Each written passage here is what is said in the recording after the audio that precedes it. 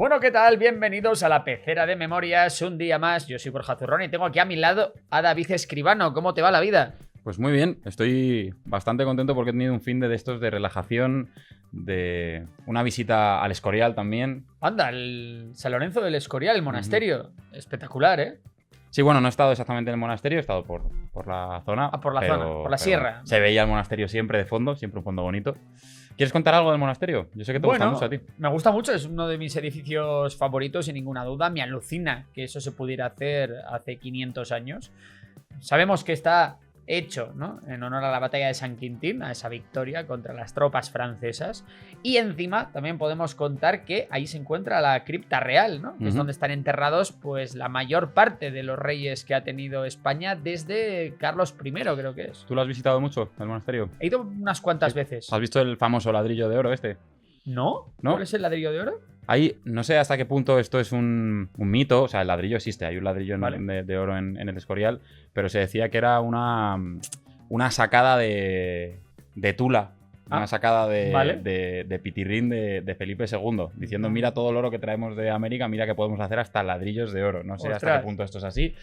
Era una herramienta un poco más turística, por decirlo así, ¿no? Pues me parece espectacular. Luego los jardines son una pasada. Me gusta mucho también la sala de batallas. Y la biblioteca es espectacular. La biblioteca es una pasada.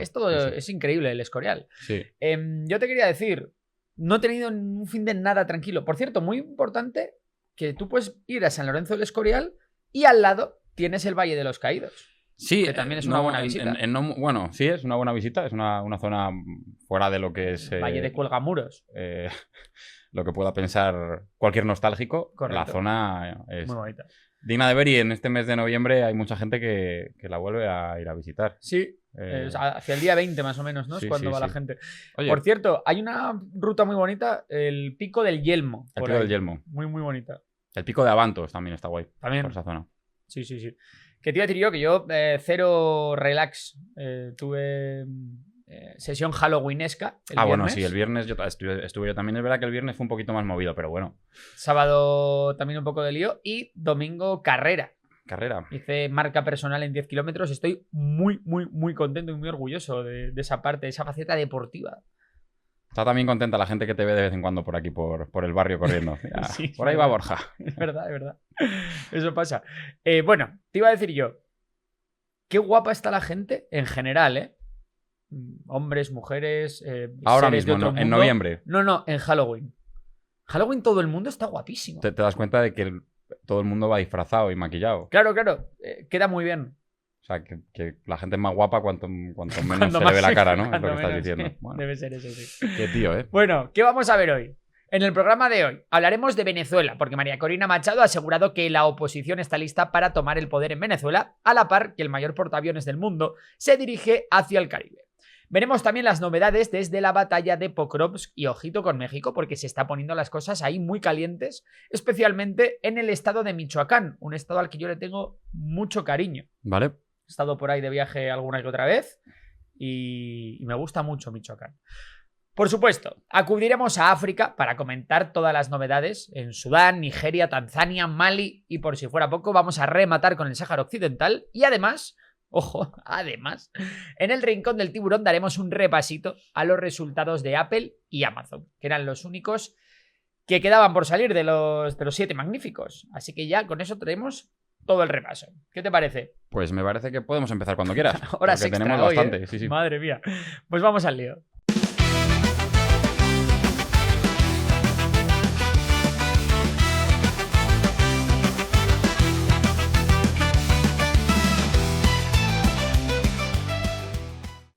Bueno, lo de Venezuela es un auténtico culebrón y la última en sumarse ha sido María Corina Machado, que en su cruzada contra el régimen de Maduro ha hecho unas declaraciones que no han dejado indiferente a nadie porque anticipan una posible caída de Maduro, ¿no? Sí, María Corina Machado ha afirmado con contundencia que estamos listos para tomar el control. En un foro internacional pasó a explicar que tras más de 50 meses de aislamiento político, su movimiento y la sociedad venezolana han preparado el terreno para asumir el poder legítimamente. Ha añadido que el fin del régimen de Nicolás Maduro es inminente y con negociación o sin negociación, Maduro va a salir del poder. Esto lo ha dicho asegurando que están en una cuenta regresiva para una transición pacífica hacia la democracia. Y como siempre, María Corina Machado ha tenido unas palabras para las Fuerzas Armadas, a las que ha instado para definir su postura frente al régimen de Nicolás Maduro, subrayando que la neutralidad ya no es una opción.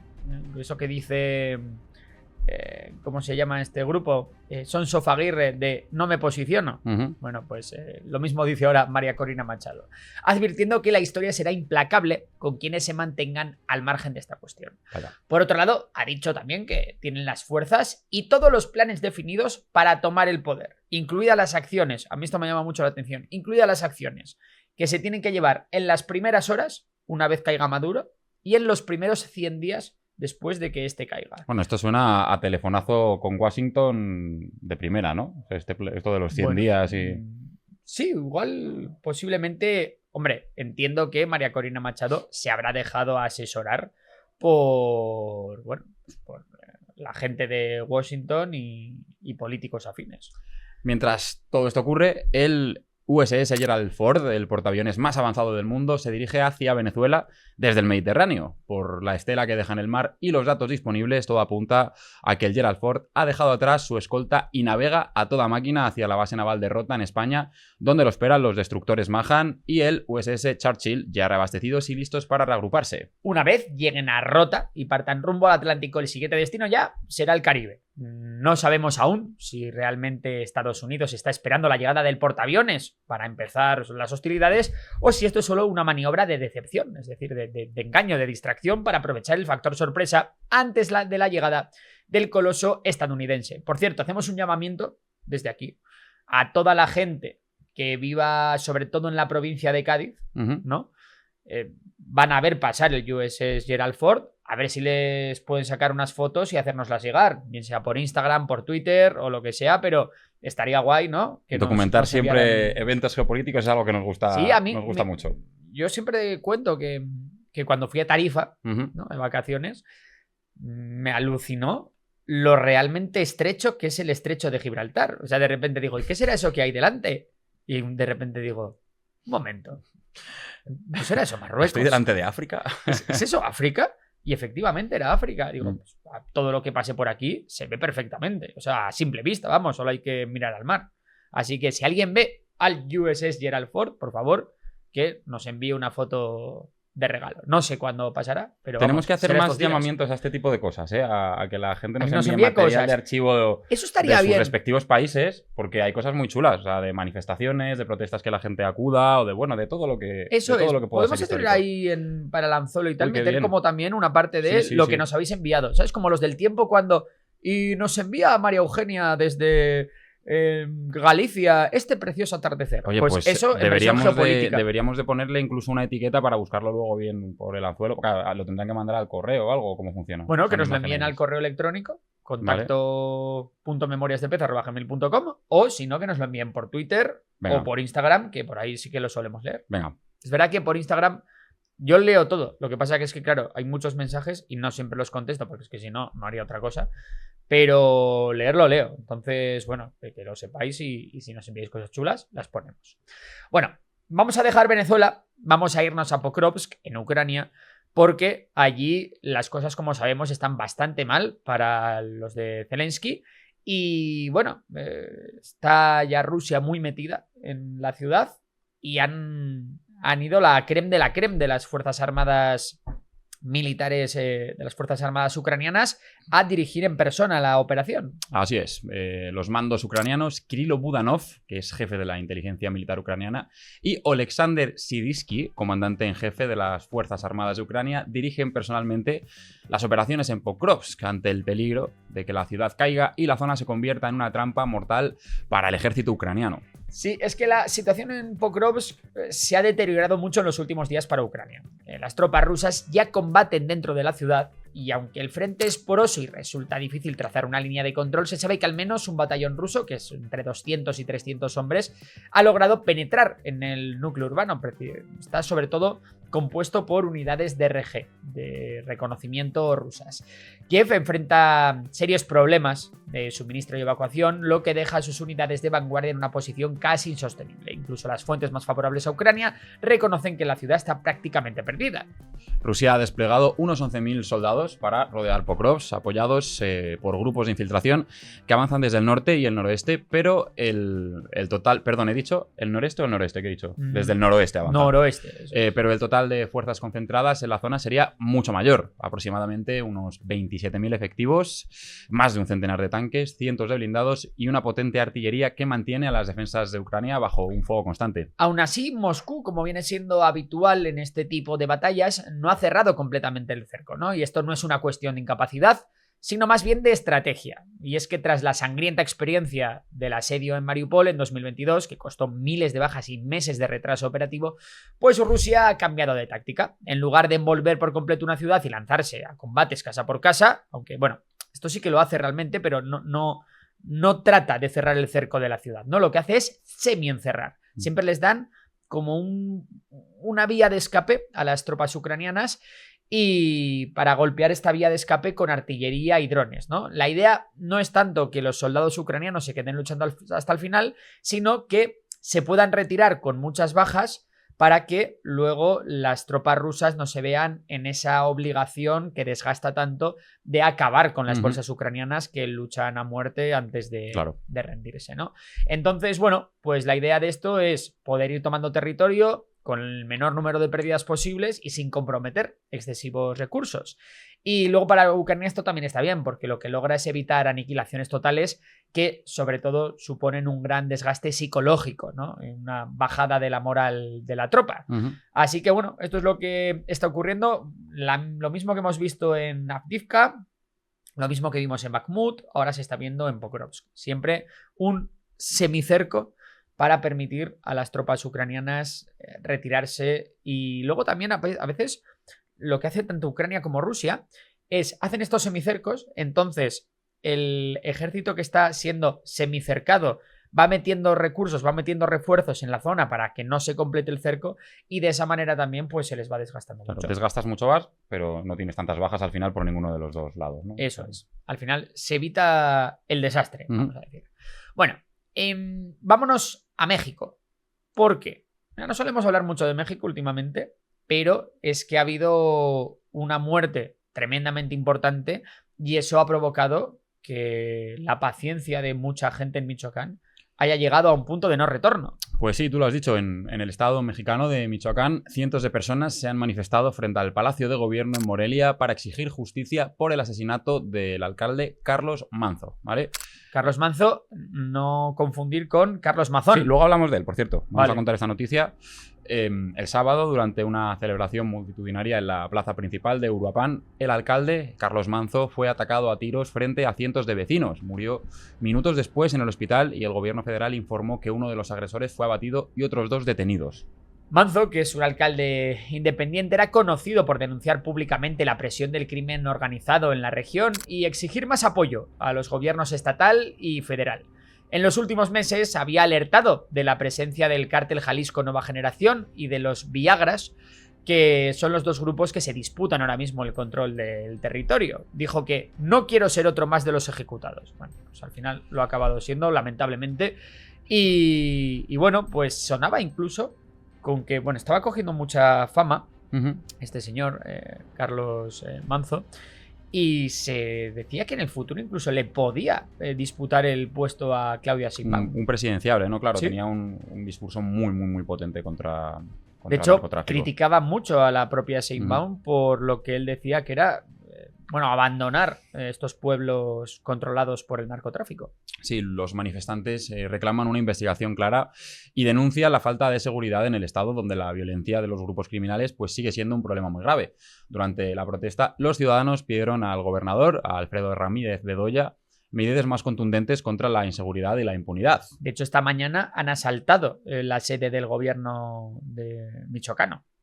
Y bueno, pues este asesinato de Manzo se suma a una larga lista de ataques contra líderes sociales y líderes políticos en la región, lo que evidentemente genera un clima de indignación muy grande en un México que ya está castigado por la inseguridad. Lo que siempre decimos es el gran problema que tiene México y es lo que en última instancia más limita su desarrollo, ¿no? Esa inseguridad tanto física como jurídica y esa corrupción que el narcotráfico ha llevado a todos los estamentos del Estado, empezando por la policía, siguiendo por el gobierno central, por multitudes de ayuntamientos, por multitudes de estados. Hay mucha gente que está comprada absolutamente por el narco. Por cierto, y vamos a decir que, bueno, comentar un poco por encima, ¿no? Lo de Mazón. Sí, la verdad es que yo, o sea, he leído el titular y ha cambiado 2 veces. Primero que iba a declarar y luego lo último que he leído es que ha dimitido. No he leído más porque suficiente que tenemos con por lo visto, todo lo que leemos. Lo que ha ocurrido es que, bueno, Carlos Mazón, para el que no lo sepa, es el equivalente al gobernador, ¿no? En México de la Comunidad Valenciana. Aquí en España es el presidente de la Comunidad Autónoma de la Comunidad Valenciana. Y básicamente, bueno, pues desde lo de la Dana, que no se sabe muy bien dónde estuvo, ha cambiado un montón de veces la versión, pues todo el mundo exigía su dimisión. Protagonizó el otro día en el funeral de... Bueno, en el funeral no, perdón. En la... Sí, en el homenaje en el homenaje a las víctimas de la Dana se le llegó a abuchear de una forma, vamos, totalmente avergonzante. Las propias familias. Las propias familias, sí. Bueno, pues que por dejación de funciones, básicamente, ¿no? Es por lo que se le acusa a Mazón. Y hoy iba a hablar la periodista con la que estuvo mientras pasaba todo el tema de la Dana y con la que estuvo ahí, pues que no se sabe muy bien lo que pasó, ¿no?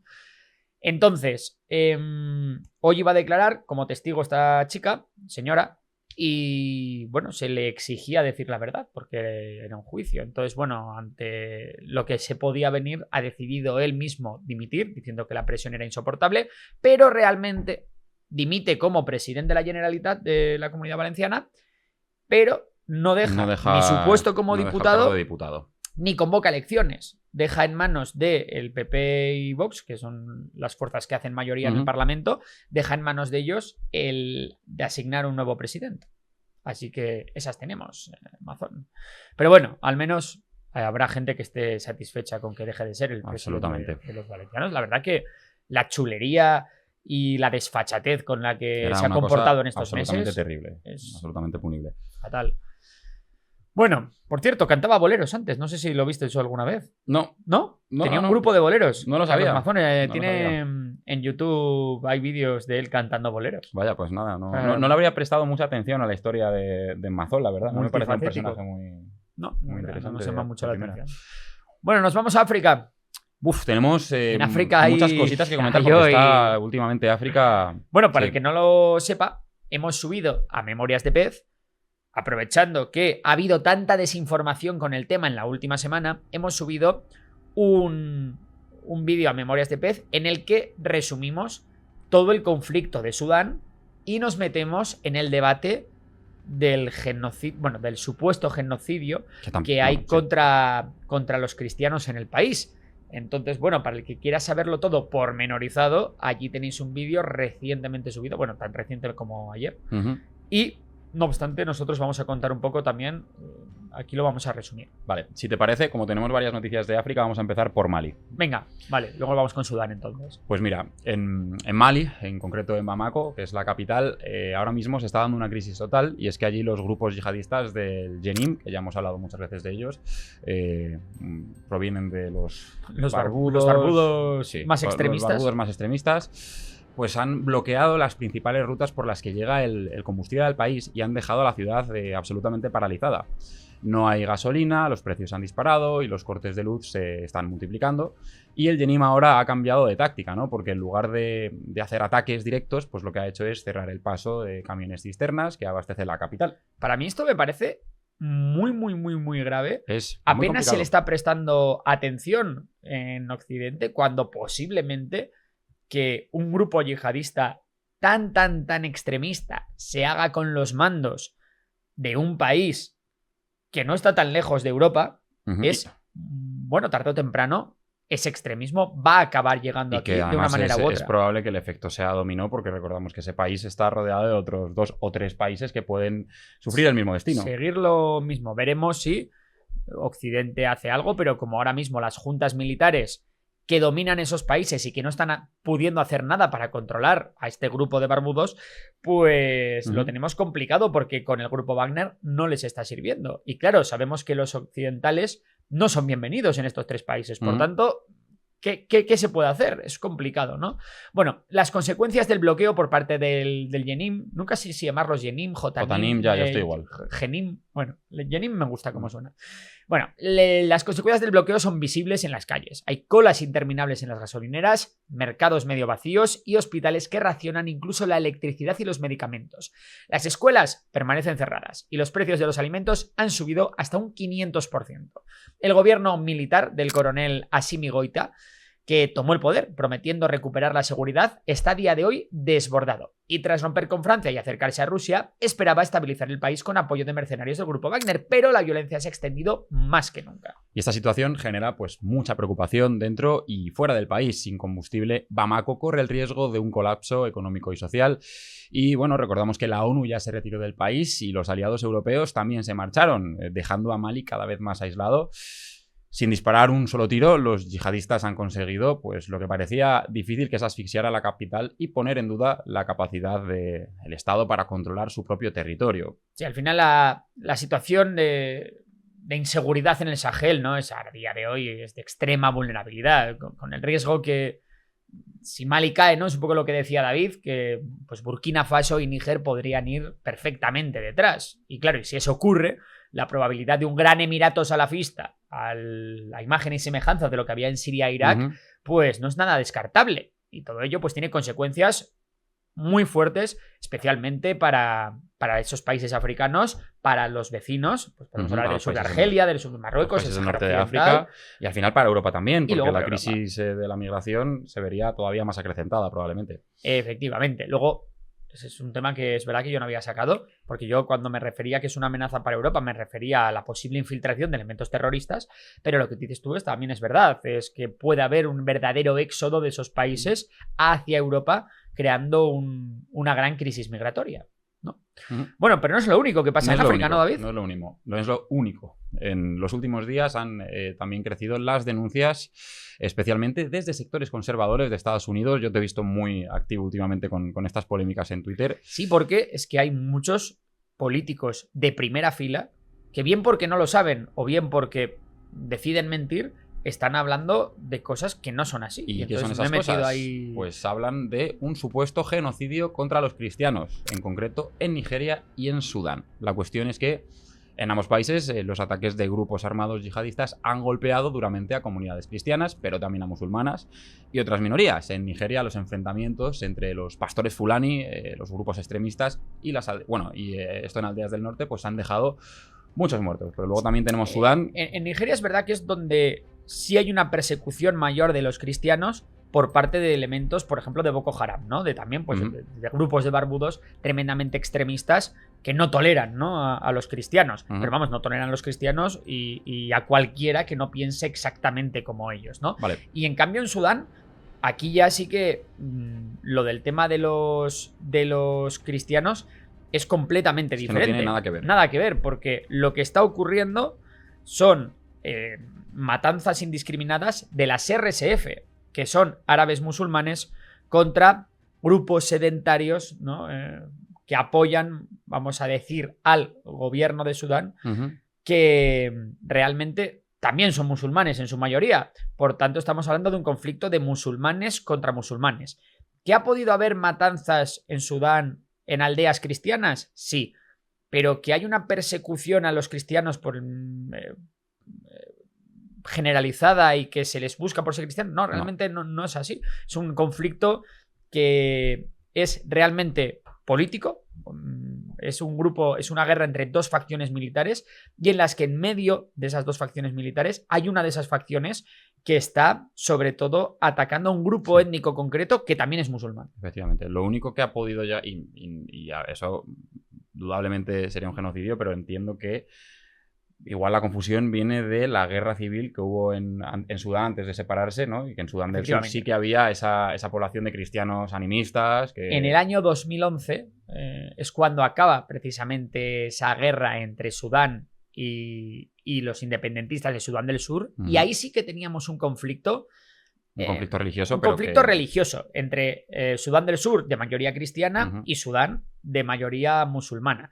Y luego podemos también tener un conflicto étnico que había a los principios de los 2000, que había entre árabes y lo que se llaman africanos, que realmente, pues bueno, son... Físicamente realmente se parecen, no hay mucha diferencia, pero bueno, se les llama a unos árabes y a otros se les llama africanos. Y un grupo que es mucho más multi... Eso es. Y que también son ambos de mayoría musulmana, ¿no? En caso, bueno, puede haber esa confusión, o también puede haber en cuanto vemos matanzas, asumimos que son de cristianos y ni nos paramos a preguntar. Yo creo que también con todo esto ha habido un intento de utilizar como el hecho de lo que está ocurriendo en Sudán y llamarlo genocidio, y esto que ha venido realmente de Estados Unidos, para equipararlo con el genocidio. Vamos, yo lo he visto en muchos casos, equipararlo con el genocidio de Israel a Palestina, ¿no? Me alucina que haya, ¿no? Que ahora haya una corriente exigiendo a los que denunciaban el genocidio de Gaza que denuncien la situación de los cristianos, cuando no hay una situación de los cristianos. Claro. Pero parece que esa gente que le importa tanto la situación de los cristianos, en cuanto les dices que no es un genocidio de cristianos, pierden el interés en el genocidio que haya en Sudán. Absolutamente. Cuando es una catástrofe humanitaria que la ONU sí que ha señalado, una de las, quizás la catástrofe humanitaria más grande de este año, 2025, junto con el genocidio palestino, y que no es que la gente esté callada, igual es que hay algunos medios que están callados con este tema, pero... Lo que me da un poco asco de este tema es que realmente todo esto se utilice con fines políticos. Es decir, si denuncias un genocidio o no lo denuncias, si sí, este no, si lo denuncio pero realmente lo que quiero decir es que el genocidio es de una manera que no es. O sea, todo eso que simplemente se hace para ganar discursos políticos en clave interna, ¿no? Entonces me parece muy triste y muy mezquino hacer eso. Pero es una triste realidad que al final los medios acaban funcionando un poco así, en base a lo que quieren las potencias, y si no hay incentivos estratégicos para ninguna de las grandes potencias, pues no se habla de las cosas. Total, pero bueno, y por eso nosotros queremos ocupar ese espacio de explicar realmente las cosas desde un punto de vista objetivo y decir, ¿no? Efectivamente, lo que están haciendo las RSF son limpiezas étnicas, están haciendo auténticas matanzas, y lo que está pasando en Nigeria contra la minoría cristiana que sobre todo vive, ¿no?, en el noreste del país, pues también hay que explicarlo, pero hay que explicarlo como es y sin intentar ganar una lucha política interna dentro de tu país. No sé, me parece, no me gusta eso, no me gusta en general. Sí, bueno, aparte de Mali, Sudán, tenemos Tanzania también. Sí, recordamos, es una cosa muy rápida, realmente comentar la situación, porque ya hablamos de Tanzania el otro día. Ya sabéis que allí hubo unas elecciones un poco, bueno, como decía Ozuna, el farsante, ¿no? Bastante farsante, el farsante, ¿no? Y allí la tensión todavía no ha disminuido. La presidencia, Samia Suluhu Hassan, fue declarada ganadora con un 97,6% de los votos. Todavía no gana a Paul Kagame, no, que creo Paul que era Kagame, un 98, sí, pero bueno. Imbatido, ¿eh? Imbatido. Y allí la cosa sigue mal. A día de hoy, aún la policía mantiene ese toque de queda que comentábamos, y el país vive con un internet intermitente y con una fuerte presencia militar en las calles. Sí, ¿y qué te parece si aparte de, ya hemos tocado como los 3 temas más importantes que ahora mismo están ocurriendo en África, bueno, nos falta igual el del Sáhara Occidental, pero ¿qué te parece si hacemos también un repasito a todas las cosas que están pasando en África, nada, de 1 a 2 frases, y tocamos también la actualidad del resto de países? Venga, vamos así un poco de norte a sur, de lo que nos acordamos, que seguro que hay cosas que están pasando en todos los países, pasan cosas, ¿no? Pero... Correcto, ¿no?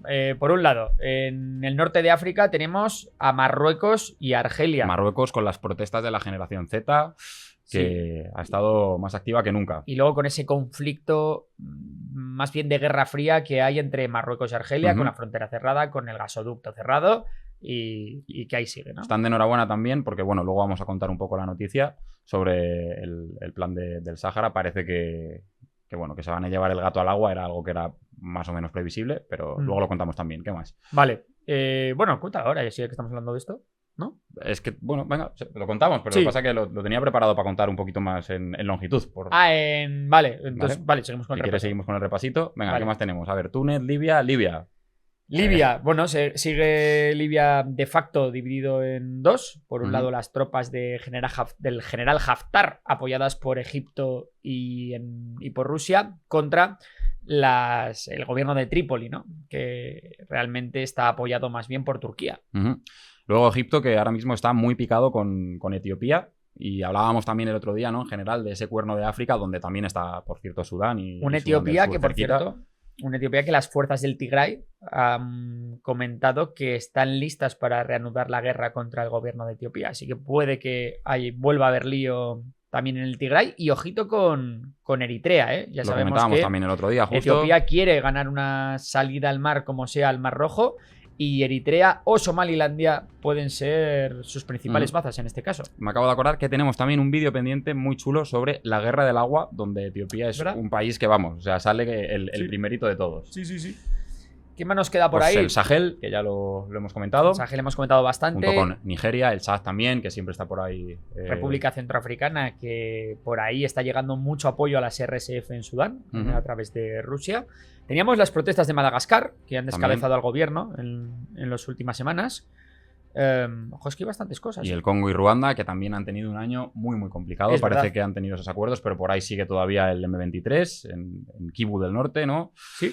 Es que eso es no parar África ahora mismo. La verdad que sí. Y luego a mí me llama mucho la atención la figura de Nigeria, que si bien todavía es un estado en el que hay, como en toda África, mucha corrupción, es un estado que ni siquiera es capaz, ¿no?, de mantener su propio territorio, me llama mucho la atención el tema de, bueno, pues de que es una gran potencia realmente, tiene petróleo, tiene gas, tiene una fuerza demográfica tremenda, su población sigue creciendo y realmente, si Nigeria se pusiera las pilas, podría ser una auténtica potencia regional.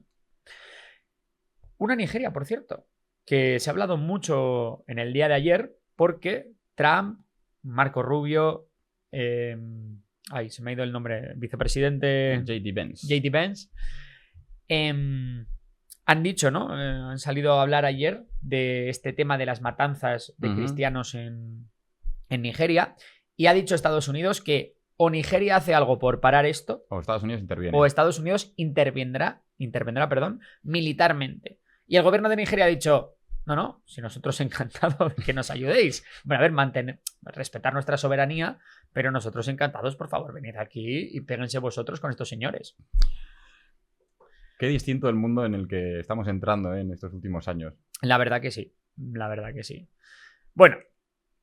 ¿Quieres que hablemos de lo del Sáhara Occidental? Quería comentar, sí.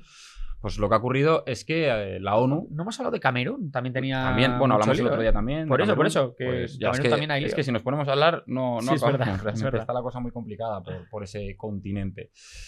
Bueno, respecto al Sáhara, parece que la ONU respalda el plan marroquí y se va a renovar la misión. El Consejo de Seguridad de las Naciones Unidas aprobó este viernes una resolución que podría redefinir el rumbo del conflicto del Sáhara Occidental, con 11 votos a favor, 3 abstenciones, entre ellas las de Rusia y China, y la ausencia de Argelia. Pues el órgano acabó dando luz verde a ese texto que ya comentábamos el jueves, que fue presentado por Estados Unidos y que al final lo que va a hacer es extender por un año el mandato de la misión y de forma implícita pues reforzar el respaldo internacional al plan de autonomía que había traído a la mesa Marruecos. Sí, la resolución que prorroga la misión hasta el 31 de octubre de 2026 insta a mantener las negociaciones sin condiciones previas y sitúa la iniciativa marroquí como base principal para avanzar hacia una solución política. Llama la atención, ¿no?, que tanto Rusia como China se hayan abstenido y no hayan votado en contra, no lo hayan vetado. Bueno, aunque el documento también menciona el principio de autodeterminación del pueblo saharaui, el énfasis en la propuesta de Rabat marca un giro muy importante en el tono pro-marroquí con el que se aborda esta cuestión. Pues sí, porque al final se trata del mayor apoyo institucional de la ONU hasta ahora al planteamiento de Marruecos, que ya sabéis que está respaldado por Washington y al final por España y por una buena parte de la Unión Europea, que consideran este plan de autonomía como la vía más realista y viable para poner fin a décadas de bloqueo diplomático. O sea, están apostando aquí un poco por la realpolitik, Exacto, más bien que es lo que estamos viendo últimamente en prácticamente todos los lugares. Bueno, el texto, sin embargo, deja un sabor amargo entre quienes defienden la celebración de un referéndum de independencia. Para ellos, la resolución diluye el compromiso histórico de la ONU con la descolonización del territorio y deja en el aire el derecho de los saharauis a decidir sobre su futuro. Y es que es verdad, la verdad. Pero claro, es que el problema del referéndum es que ha pasado tanto tiempo y hay tantos marroquíes en el Sáhara Occidental que es que incluso si hay un referéndum o limitan el censo a la población saharaui o lo van a tener muy pero que muy complicado. Bueno, pues hasta aquí las noticias sobre geopolítica. Y me ha gustado hoy, ¿Te ha gustado? Sí, hemos traído noticias que no las suele dar, que no se suelen dar en muchos medios de comunicación y eso me gusta. Eso es verdad. Y creo que ha quedado bastante dinámica porque hemos tocado muchos temas. Vale. Pues vamos a seguir así, David, mañana. Venga. Bueno, dependerá de las noticias que nos den, claro. Tantas cosas. Es verdad que hoy había mucha historia porque hemos estado todo el fin de semana pendientes, sobre todo de lo que pasaba en África. Bueno, vamos al rincón del tiburón porque también ha habido la presentación de los últimos resultados y lo vamos a comentar aquí.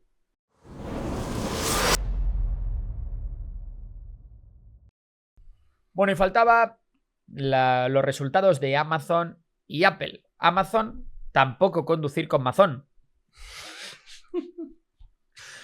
Ojo. Duro ese, Duro ese. Bueno, ¿qué nos puedes contar sobre los resultados trimestrales del tercer trimestre de Amazon? Bueno, pues Amazon ha reportado para el tercer trimestre de 2025 ingresos de aproximadamente 180.000 millones de dólares, lo que representa un crecimiento de cerca del 13% respecto al mismo periodo del anterior año. El beneficio por acción ajustado ha sido de alrededor de 1,95 dólares, superando las estimaciones que estaban en torno a los 1,57. Su unidad de servicios en la nube, Amazon Web Service, creció alrededor del 20%, lo que ha hecho que la acción de Amazon haya volado en la sesión del viernes, disparándose un 9%. Sí, este detalle es muy importante porque venía perdiendo cuota, bueno, sigue perdiendo cuota de mercado realmente con Google Cloud y con Azure, pero al menos este 20% es un repunte en el crecimiento de la división más rentable de Amazon, que es la de Amazon Web Service. Bueno, otra novedad que pinta de cuerpo entero la ambición de Amazon. ¿De cuerpo entero? De cuerpo entero, ojo, ¿qué te parece? Una expresión curiosa. Curiosa cuanto menos. Es bueno, en el caso que una cosa que va con la... Es que no sé, como que se lo diga. No, ya lo he dicho así. Yo lo he entendido. Vale. Bueno, el caso. Otra novedad que es una muestra de la ambición de Amazon es la integración de publicidad en su asistente de voz Alexa Plus, ¿vale? Que, bueno, que es lo que está dándole ahora también mucha caña a Amazon, al tema de la publicidad, porque para ellos es súper rentable. Claro, tú al final entras en Amazon. Yo voy a buscar calcetines de colores y te ponen el enlace patrocinado, te cuadran y como ya vas con esa intención de compra, es publicidad súper rentable el que te lo mete. Total. Y encima ahora le están metiendo anuncios a Prime Video, que hasta ahora, bueno, es gratis si tienes Amazon Prime, pero ahora te van a meter anuncios. Y ahora se lo quieren también meter a Alexa. De forma que, claro, si tú estás conversando con Alexa, ahora que le han metido IA y todo este rollo y va todo muy bien, pues también va a ser publicidad súper relevante, ¿vale? Bueno, el caso, que van a hacer eso. Además, han anunciado la eliminación de alrededor de 14.000 puestos corporativos, lo que representa casi el 4% de su plantilla corporativa. Ya recordemos que el otro día dijimos que iban a despedir a unos 40.000 trabajadores. Y que se venían los robots. Y que venían los robots a los almacenes, pues también entre esos despidos va a haber 14.000 elementos corporativos. Esta medida se enmarca dentro de una estrategia mayor, que es reducir la burocracia, eliminar capas organizativas y reorientar recursos hacia lo que Amazon considera una de sus apuestas más importantes, ¿vale? Aquí quería decirte una cosa. Estaba yo esperando que presentase unos malos resultados a Amazon, ¿vale? Porque quería que cayese un poquito y comprar. Ojo. Pero se me ha escapado. Siempre se me escapa Amazon. No baja nunca hasta donde yo quiero y se me escapa y al final nunca la tengo. ¿Qué es lo último que has pedido por Amazon? Lo último que he pedido por Amazon. Pues te lo voy a decir. Calzoncillos. Ojo. Muy buenos. Tienen unos ahí Un poco push-up incluso, te diría. ¿Eh? No sé, está muy bien. Sí, sí. Recomendado. Un poco push-up para lo que les gusta a Amazon, claro, marcar paquete. Para... ¡Oh, espectacular! Me va a gustar más que la de no confundir a Amazon con Amazon. Ni con Manzo. Pobre Manzo, no. No, Manzo no. Te iba a decir, ¿sabes lo último que he pedido? ¿Qué has pedido? Una bandera de One Piece. Ah, ¿Sabes para qué? ¿por si hay protestas? Por si hay protesta. No, porque voy a hacer un pequeño vídeo, una colaboración. Anda, no será con... No. Vale. ¿No te irás con la generación Z de protestas con una bandera de One Piece? Hombre, ¿por qué al no? Congreso? No A estarás, ver, yo es verdad que no estarás planeando. Yo no soy muy generación Z. No soy generación Z a nivel de edad. Ahí te pilla, ¿eh? Pero sí que tengo... Culturalmente, te diría que sí que eres más generación Sí, Z que yo. Hombre, sí, tú eres muy millennial. Hombre, Sí. No. Bueno, el caso... Últimamente estás muy desactualizado, de cosas de jóvenes, tú. Bueno. De música, te veo... Un poquito, ¿eh? Sí, hay que hacer un poco... Sí, hay que... Hay que hacer un poquito. Una vuelta de tuerca. Sí. Vale, sí. Bueno, pues si tú lo dices, David. Es verdad que últimamente es que entre África y Venezuela no me da tiempo a actualizarme. Bueno, es verdad que que sí que estás actualizado en la parte de la juventud del mundo, ¿no? Eso sí que estamos contando. Bueno, cierto, entonces, que si hay unas protestas de la generación Z espontáneas en España, ya sabemos dónde está el origen. He sido yo. Vale. Hablando de la generación Z, sí. Esta semana vamos a subir un vídeo hablando de las protestas de la generación Z. No confundir, que es muy parecido, está muy vinculado a las primaveras asiáticas, las protestas asiáticas, que realmente que muchas son protestas de la generación Z, pero bueno, no es lo mismo y lo vamos a subir, creo que el sábado hemos dicho, ¿no? Creo que sábado, sí. Vale. Seguramente. Vale. Y ya nos queda por ver los resultados. Hemos dejado Apple, es verdad. Los resultados de Apple. ¿Qué nos puedes contar de la manzana? De los de Cupertino. Bueno, Apple, por su parte, ha reportado para su tercer trimestre fiscal de 2025 ingresos de aproximadamente 94.000 millones de dólares, lo que implica un crecimiento del 10% anual, más o menos, no como hemos dicho, como Amazon. Sí, Amazon era un 14, ¿no? Vale, un poquito menos. Las ganancias por acción diluidas fueron de 1,57 dólares, también por encima de las expectativas de mercado. Y dentro de sus líneas de negocio, pues el iPhone ha registrado ingresos de 44.600 millones de dólares, con un crecimiento del 13% respecto al año anterior. ¿Qué más tenemos? Pues tenemos la división de servicios, que ha alcanzado un récord, lo que refuerza la idea de que Apple sigue todavía pues dándole ahí un poco, afianzando esos ingresos recurrentes con menos dependencia de nuevos modelos. Es que de esto quería hablar yo, de la división de servicios de Apple, porque es ahora mismo, pues ahora lo cuento, pero básicamente la parte de la empresa que ahora mismo es más rentable y la que más crece, ¿no?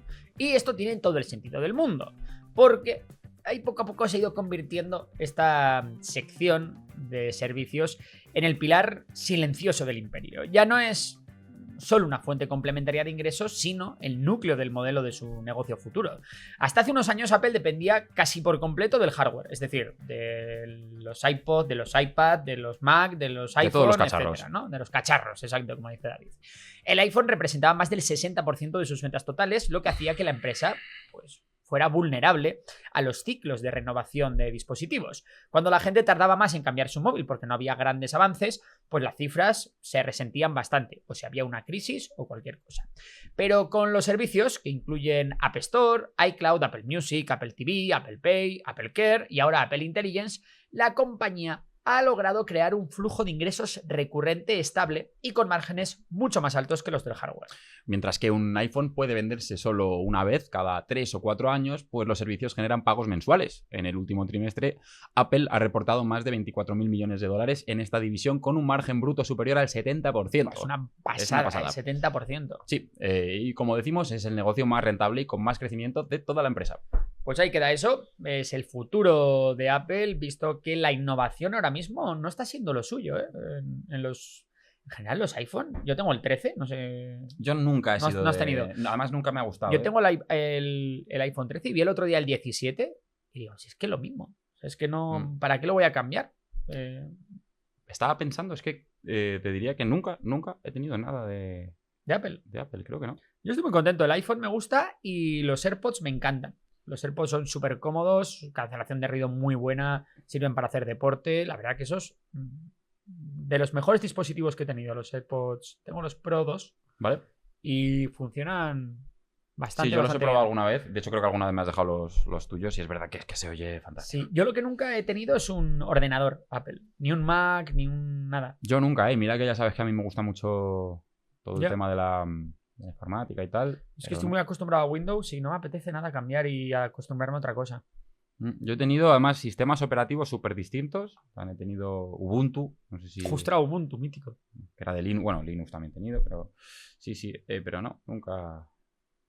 Pues nada. Pues bien. nos vamos al anzuelo, ¿no? Nos vamos al anzuelo. ¿Quieres comentar algo más?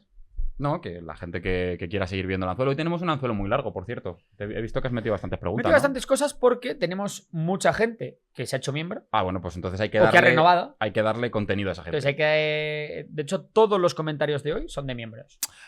Venga, pues... Vamos a ello. Vamos.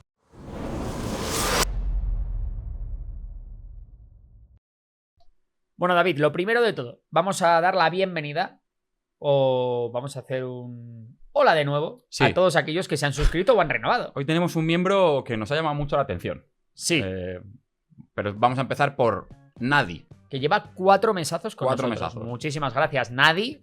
¿Quién más está? Ah, vale, que estamos hablando... Vale. No había yo pillado que estamos poniendo también los renovados. Sí, Vale, siempre vale. ponemos los renovados.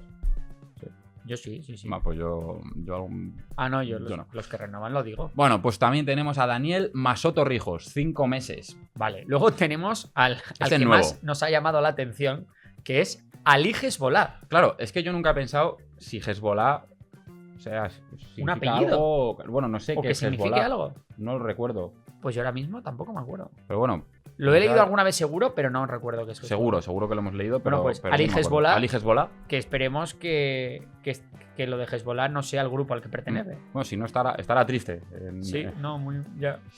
Bueno, Vale. Omar ¿Qué Danilo más? Ramírez, 4 mesazos. Omar Danilo Ramírez, muchísimas gracias. Luego también tenemos a Ángel Kurten. Curten, 5 este meses. suena como a germánico, ¿no? Poco, Había o sea, un- centroeuropeo. Un tenista muy bueno, creo que era brasileño, que era Gustavo Kurten. Claro, si es Brasil, pues sí que suena alemán. Si es Brasil, Claro, Alemania, ya sabemos bien que hay visto mucho... Sí. ¿Qué más tenemos? A Torlan, Torlan, perfecto. Nito Milindri, este es un mítico ya. Mitiquísimo Nito Milindri. Sí, pregunta 6 mucho, pregunta meses mucho. con nosotros, Sí. Nito Milindri. Y Fabián Badilla. Y Fabián Badía, pues muchísimas gracias, Fabián, por unirte al ejército memoriónico y a todos los que os habéis unido y nos apoyáis todos los días aquí, en la pecera de memorias. Y ahora vamos a las preguntas. ¿Qué tenemos por ahí? Pues la primera es de Radio With Puck. Creo que es una chica, ¿no? Me parece que es mítica ya esta. Nos ha preguntado muchas veces. Esta es la que plantea juegos. Ah, vale, Vale, vale, sí, me acuerdo. Creo, ¿eh? Sí, me acuerdo yo diría- perfectamente. Casi seguro. Y nos dice, para el anzuelo hablan mucho de Star Wars, no es una queja, pero eso me lleva a pedirles recomendaciones sobre otras pelis o series que recomienden para los amantes de la geopolítica, aunque sean en mundos de ficción. Saludos de una argentina que vive en Suiza. Vale, Pues encantado. yo he traído como varias que se me han ocurrido así a buena Vale. pluma, las tengo ahí anotadas. Cuéntanos. ¿vale? Ahora mismo estoy un poco en blanco yo, ¿eh? Sí, no se te ocurre Sí. ninguna. Mira, a ver, pues entre que las voy contando yo, si quieres, te Vale. vas pensando alguna. Pelis que molan a nivel de cosas de geopolítica. Mira, el otro día vi, que ya la había visto en su momento, Múnich, que es una peli de Spielberg y va sobre Muy buena. los atentados de Múnich y sobre el Mossad. Está bastante guapa esa película, ¿eh? Hay que decirlo. Luego, cosas que se me han venido a la mente sobre temática Irán, ¿vale? Tenemos Persepolis, la serie que también yo creo que alguna vez se ha recomendado aquí también, que hay un cómic muy chulo de Marjan Satrapi. Argo. Y mítica. tenemos también Argo, sí, Argo que es de La embajada, ¿no? de la revolución. Sí, cuenta la historia de unos estadounidenses, ¿no? Que se quedaron atrapados Después en de la Irán cuando revolución. y no sé, ¿eran estadounidenses o canadienses? Eran estadounidenses, ¿no? Era estadounidense, sí. Y yo tienen creo que hacer ahí una treta bastante curiosa para salir. Está chula, esa la Muy verdad buena. que es interesante. Luego, así como más... es más antigua, pero es verdad, yo la vi hace no mucho y es la batalla de Argel. O sea, es No la he un visto. clásico antiguo No la he de, visto, no la de he visto. Gilo Pontecorvo. Y luego también la de... ahora estoy dudando si se llama así. La de Nicolas Cage es El Señor de la Guerra. O sea, ¿sabes Sí. cuál te digo? Sí, ¿no? Sí, ahí está el Señor de la Guerra. Y luego hay otra que me gusta mucho que es Diamantes de Sangre. Diamantes de Sangre. Muy buena también. Ah, pero esa es la de... que sale DiCaprio, ¿no? La de África. Sí. La de... ¿Qué es en el Congo? ¿Dónde es eso? Creo que Ah, sí. no recuerdo. Creo que era el Congo. No me acuerdo bien. Ah, última. ¿Cuál? Que esta es bélica, pero también tiene, hoy que hemos hablado del Cuerno de África, la de Black Hawk derribado, esa seguro que te gusta a ti. Ah, sí, muy buena. Es la de Somalia, Sí, Somalia, la intervención en Somalia. Somalia. Sí. No, a ver, hay muchas. Es que, claro, si te pones luego una... Me gusta mucho una serie que era Sucesor Designado. Que Yo no la he su visto, gracia, pero... que es de repente que matan a todo el gobierno de Estados Unidos en un atentado y hay el sucesor designado, que es un tío que nunca puede estar con el resto del gobierno y que de repente le cae encima la presidencia del gobierno. Y el tío... meten mucha geopolítica por medio porque, claro, se ve cómo él gobierna. Muy guay.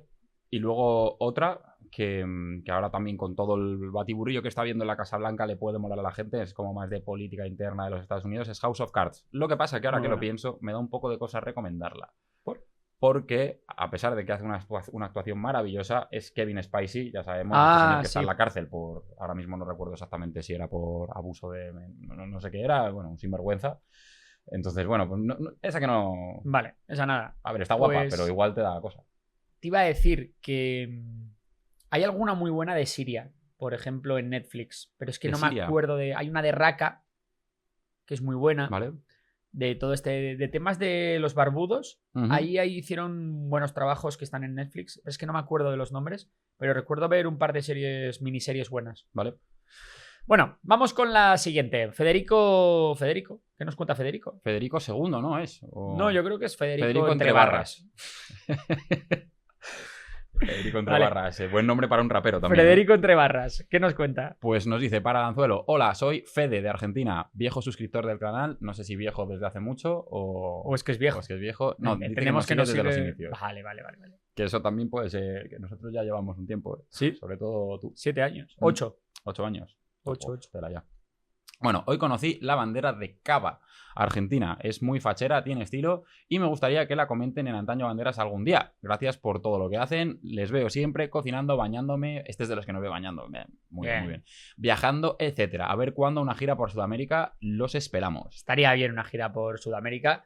Igualmente, a ver si nos acordamos si la ponemos. La bandera de la Comunidad Autónoma de Buenos Aires. Vale, pues en algún momento habrá que comentarla. Lo he buscado y he dicho, ¿qué es Cava?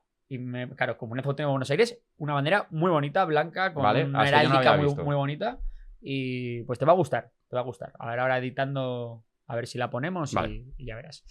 Siguiente. Hombre, Toby Mateu, mítico, otro mítico del canal. Muchísimo.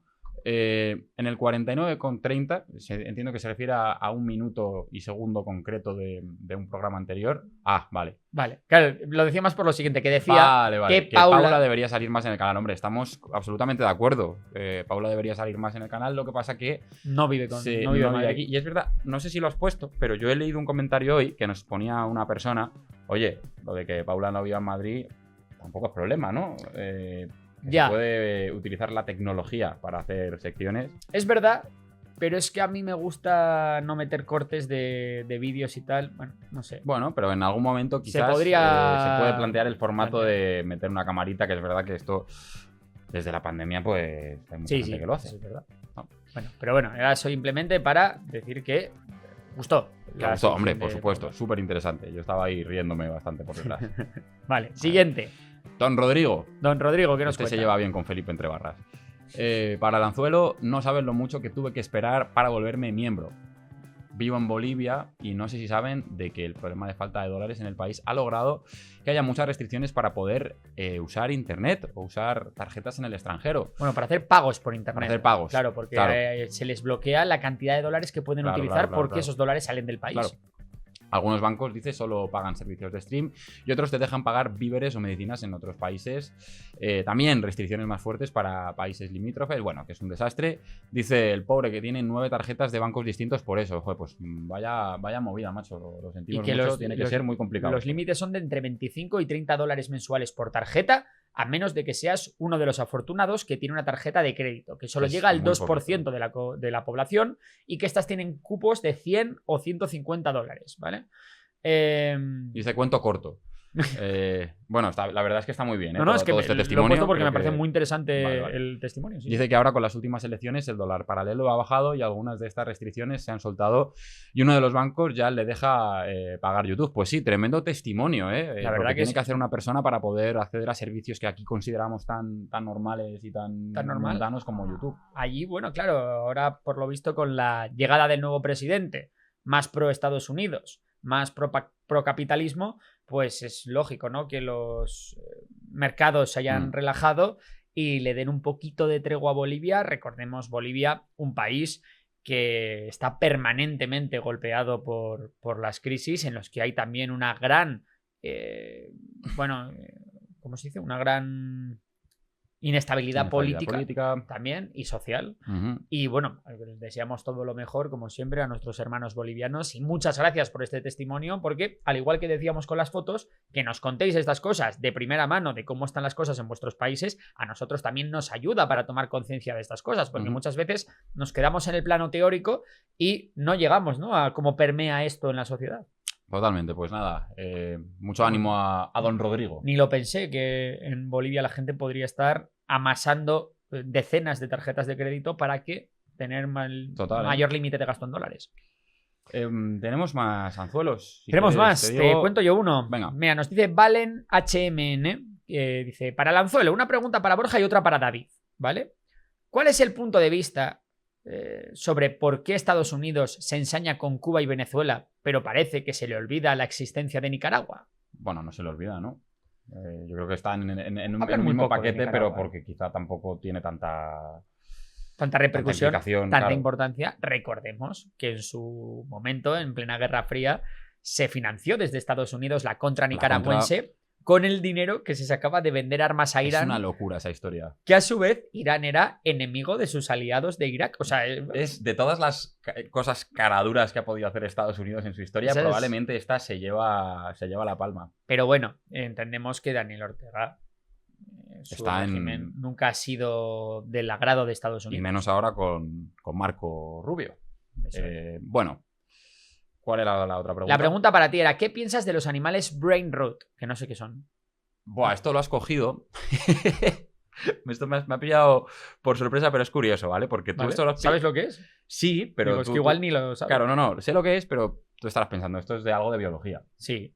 Nada que ver. Igual tú también lo sabes, no estoy seguro. Bueno, creo que se refiere a esto. Igual de repente es algo de biología que se me ha olvidado, pero estoy convencido de que se refiere a... ¿te suena cocodrilo bombardino? Vamos por ahí. Memes. Vale, sí. Estos animales que son como... Sí. Bueno, es que no sé ni explicar lo que son. Es muy difícil explicar lo que es un animal de Como estos. una especie de humor absurdo, ¿no? Sí, es humor... Totalmente, un humor muy raro ahora de internet, muy de meme. Es muy tú a las 8 de la mañana, también te lo digo, ¿eh? Sobre todo es muy, tú sabes, el hermano de esta persona que conocemos tú y yo, que nos conocemos por esa persona, de hecho. Esa persona tiene ese humor, claramente. Vale. ¿Sabes? ¿No? Tú un poco también. Pero sí. Tú a partir de cierta hora, cuando empiezan a salir los primeros rayos de sol, tienes ese humor. Sí, es verdad. Claramente. Sí, es verdad. Pero pregunta si biológicamente algunos tienen sentido. Claro, bueno, pues es un disparate, ¿no? Porque hay uno que es un cocodrilo un cocodrilo que está hélices. fusionado con un caza o con algo así, no me acuerdo qué es. Pues a ver, alguno tendrá sentido, pero, puede ser. Pero como hay 80.000, la lalí, es que es la pregunta más absurda que se ha hecho nunca aquí en este programa, ¿no? ¿Tiene sentido un elefante con una metralleta en un ojo? Pues no, pero igual hay algunos que simplemente son una fusión de dos animales. ¿Te acuerdas de alguno tú? Es que yo no me acuerdo. Es que no me acuerdo. Es que una jirafa tenía cola de caballo, o sea, es que son ese tipo de cosas. Pero bueno, no. Venga. Uy, hay un postdata, ¿eh? Sí, dice Borja. ¿No crees que ha subestimado el régimen de los ayatolás? Es la misma pregunta todo, ¿eh? Al sugerir su caída por una simple guerra de salvas. Menuda locura de qué epilepsia esto. A ver, yo he dicho que efectivamente el gobierno de los ayatolás está en su en su peor momento de su historia, ¿no? Desde la Revolución Islámica. ¿Y por qué digo esto? Bueno, primero, porque han tenido las mayores manifestaciones sociales contra el régimen también de la historia del país, que son las manifestaciones, bueno, de la historia del país desde la Revolución Islámica, que son aquellas que se vivió por la muerte de la chica kurda, ¿no? A la que mataron por no llevar velo. A todo esto hay que unirle Lo exterior, ¿no? las sanciones internacionales. A las sanciones internacionales hay que unirle también la crisis económica. Tenemos que añadir la caída de sus aliados del eje de resistencia iraní, la muerte incluso del presidente en un accidente de helicóptero, no sé si os acordáis de eso. Y a todo eso hay que añadirle que se ha visto que es tremendamente inferior militarmente a Israel, cuando realmente la fuerza del régimen siempre había sido esa sensación de seguridad y de ser implacables militarmente. Por tanto, no ha caído, eso está claro. No ha caído, pero puede caer. Está más débil que nunca. Puede caer, indudable pero que está más la débil debilidad que del régimen es manifiesta. Vale, ¿otra más? Sí. Daniel Melgarejo nos pregunta: para la pecera, ¿consideran que en el futuro pueda existir un cambio radical de orden geopolítico relevante? Cambio de fronteras, pone entre paréntesis, como ha ocurrido con las grandes guerras del pasado que acabaron con imperios y reinos. Mi opinión es que no. No creo que veamos grandes movimientos de fronteras en las próximas décadas, porque es verdad que las fronteras a día de hoy para mí son mucho más estables y están mucho más protegidas por el derecho internacional, y hay como un consenso de esa integridad territorial de los países que a veces se salta, pero que no creo que vaya a cambiar mucho las fronteras. Y además la influencia ya no se mide tanto en el territorio, ¿no? Como ocurría antes. Eso es. Y antes, pues eso, la integridad territorial era una cosa que no estaba tan protegida como ahora y no había... Alguna cambiará. Igual por ahí Taiwán... cambiará, sí, quiero decirte, pues es muy probable que la de Ucrania cambie, por ejemplo. La de Ucrania cambiará, efectivamente. Es muy probable que de repente veamos un nuevo país que se ha independizado en algún lugar. Bueno, eso puede ocurrir, pero luego... no vamos a ver una reorganización en la que un gran imperio de repente se coma un continente entero. Luego igual eso, pues a escala más puntual en ciertas zonas que hay conflictos territoriales y que siguen activos, pues como el mar del sur de China, todo esto, bueno, pues ahí están todavía moviéndose las fronteras, ¿no? Pero es verdad que yo creo que es complicado, ¿no? Eso es. Otra cosa es eso, el dominio de los mares, ¿no? Que pueda llegar a haber pues mayor presencia de tal país o en un mar concreto, tal, pero igualmente... Tampoco, a nivel de aguas territoriales vaya a cambiar mucho la cosa, el porque Ártico... está mucho más reglado de lo que estaba antes. Pues está aquí. No hay nada más, ¿no? Creo que no. Pues a ver. Se ha acabado. Creo que no. Ya está. Pues muchas gracias a todos por acompañarnos una semana más aquí en la Pecera de Memorias. Mañana martes vendremos con más, esperemos que mejor. Y ante todo, pues nada, desearos una feliz semana y un feliz lunes. ¿Algo que añadir? Nada que añadir. Pues hasta la próxima.